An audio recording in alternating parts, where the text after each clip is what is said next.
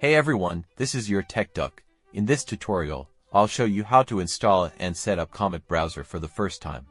First, go to the official Comet Browser website and press download.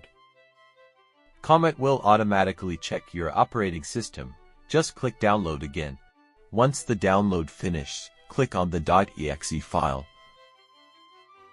Then press start install. The installation will start immediately. When it's done, press launch, and watch with me this beautiful animation.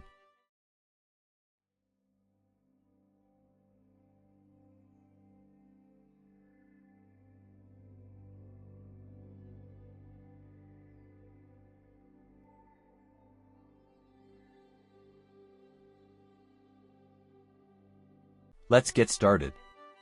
Now choose your existing browser. I'm picking Brave. Next, select your profile icon. I chose Neptune. And give a name to your profile. Then press continue. On the next page, I'll keep everything as default, and here it opens up. And that's it, your Comet browser is ready to go. Watch the next videos to customize your experience in Comet. See ya.